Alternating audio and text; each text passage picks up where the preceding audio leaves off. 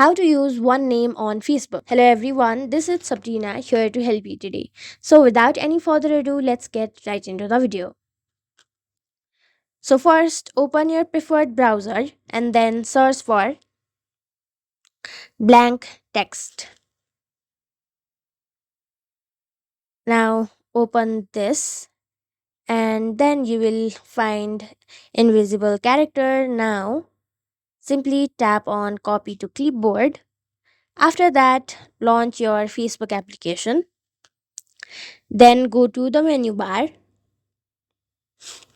go to settings, go to account center, go to personal details, go back, go to accounts, select your account, and then what you will have to do is after selecting your profile, go to name and then add your name over here.